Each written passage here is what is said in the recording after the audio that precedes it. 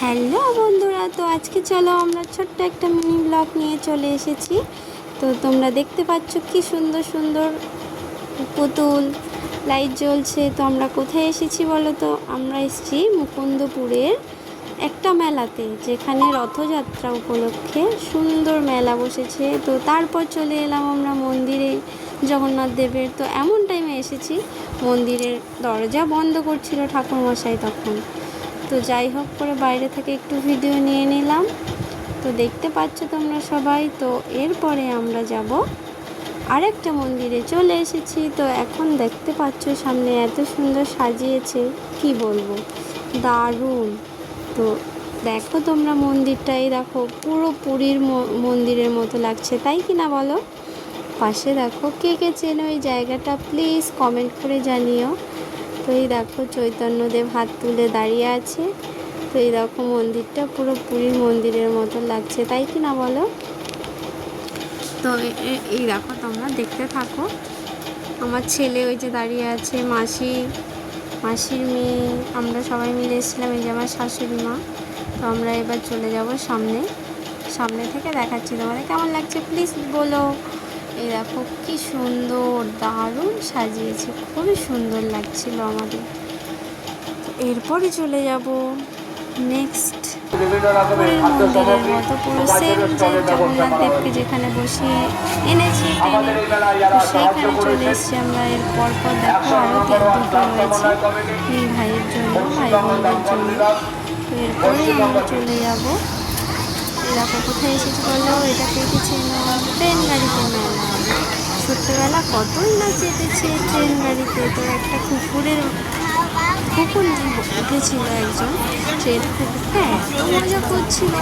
তো তখন দাঁড়িয়ে দেখলাম ওর ভিডিও। তারপরে চলে এলাম এইদিকে কানের দেখতে, এত সুন্দর সুন্দর কানের ডিজাইন, কোনটা ছেড়ে কোনটা নেব বুঝতেই পারছিলাম না।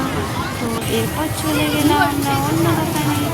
এই দেখো বাচ্চাদের, ছোট ছোট বাচ্চাদের, বড় বা যে যেরকম যা নিতে চাও সব রকমের জিনিস এখানে আছে, সব বাচ্চাদের খেলনার জিনিস। তো এরপর চলে এসেছি মুখোশের দোকানে। এই দেখো কত রকমের মুখোশ রয়েছে এখানে, কে কে চেনো প্লিজ কমেন্ট করে জানিও কোনটা কিসের মুখোশ। তো এই দেখো ছোট্ট ছোট্ট বেবি ডল, বাচ্চা মেয়েদের খুবই পছন্দের জিনিস। তো এই দেখো ছোট ছোট কুকুরের ছানা। তো এই দেখো কি সুন্দর লাগছে বলো, তাই না? তো মেলাতে এসে এতই আনন্দ হয়েছে, কি বলবো, খুব মজা করেছি, খুব মজা করেছি, দারুণ হয়েছিল, কি বলবো। তো তারপরে এখানে দেখতে পাচ্ছ কত সুন্দর সুন্দর ব্যাগ, খুব ভাল লাগছিল দেখতে। মেলাটা খুব এনজয় করেছি। এরকম এখানে ঠাকুরের যে বসানোর জিনিস রয়েছে, আসন। তারপর আমাদের থোবড়াটা একটু দেখিয়ে দিলাম। তো এই যে আমি, আর এই যে হচ্ছে আমার ছেলে আর মাসির মেয়ে, তো হাই করে দিল একটু। তারপরে চলে এলাম, দেখো এখানে কৃষ্ণের সুন্দর সুন্দর জামা, ছোট গোপালের, গোপুসোনার। তারপরে তাদের মাথার মুকুট খুব সুন্দর, দারুণ। তারপরে আমরা আবার এখান থেকে চলে এলাম। এই দেখো দেয়ালের হ্যাঙ্গিং ফটোগুলো খুব সুন্দর, দেয়ালে টানানোর মতো। তো দেখো খুবই ভালো লাগবে তোমাদের। তো ছোট্ট এই মিনি ব্লগে প্লিজ তোমরা একটু সাপোর্ট করো। তারপরে দেখো হাতের তৈরি কাঠের জিনিস, কেমন লাগছে প্লিজ জানিও কমেন্ট করে। তো আমরা চলে এসেছিলাম একটু মেলায় ঘুরতে, তো তোমাদের সাথেও শেয়ার করে দিলাম।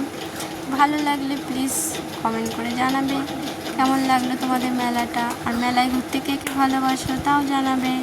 এখানে ছিল পাথরের নানা রকমের আংটি, হাতের ব্রেসলেট। তো তারপরে চলে এলাম ফুলের টপের দোকানে। এখানে দারুণ দারুণ ফুলের টপ ছিল, খুব সুন্দর লাগছিল দেখতে। তো ঘরের জন্যও কিছু নিয়ে এলাম।